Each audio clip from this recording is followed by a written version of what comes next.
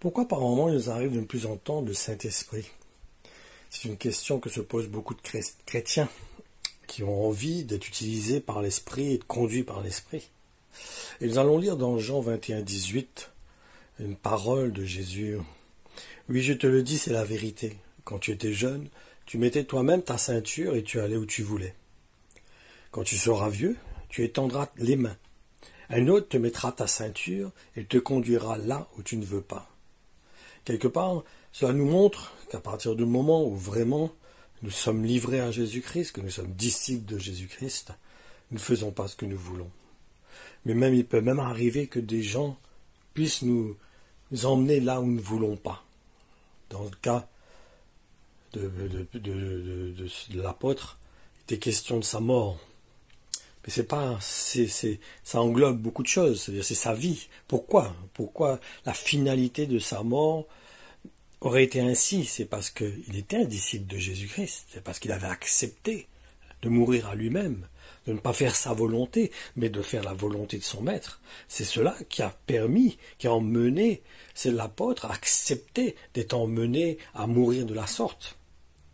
Ce n'est pas, s'il n'aurait pas été un réel disciple, il aurait résisté, il n'aurait pas accepté cette épreuve, cette fin, la fin de sa vie. Il aurait trouvé une autre solution, il aurait essayé d'esquiver cette situation-là. Ce qui a permis à l'apôtre de mourir de la sorte, selon le cœur de Dieu, c'est parce qu'il a accepté la volonté de Dieu. Il a accepté d'être conduit par Dieu au travers du Saint-Esprit. En effet, la parole nous montre que le Saint-Esprit est comme le vent.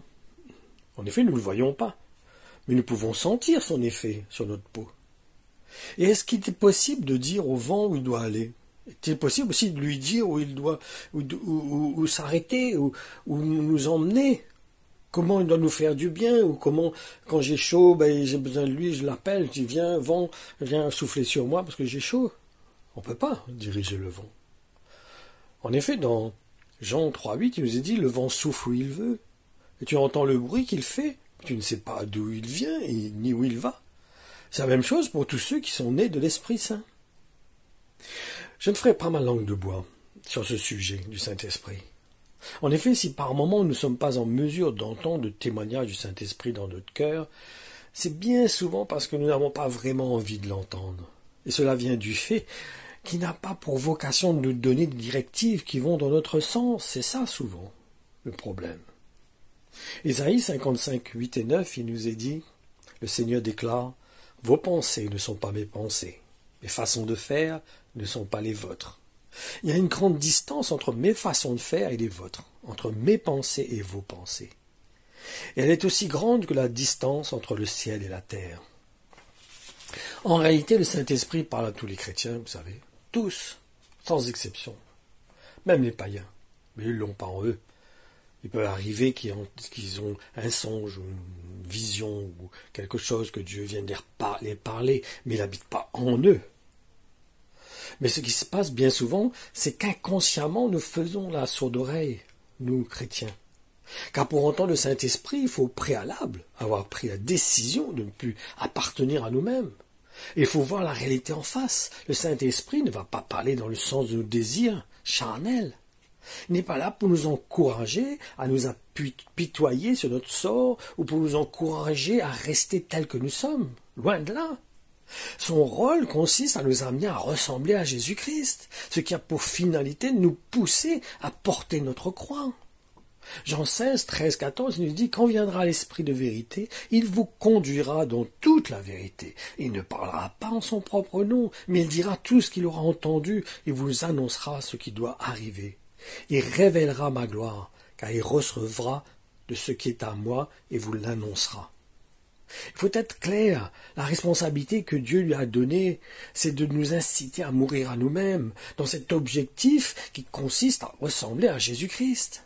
Et pour que cela soit possible, il faut déjà devenir un réel disciple, ce qui signifie de rechercher à obéir à celui que nous avons accepté comme maître sur notre vie.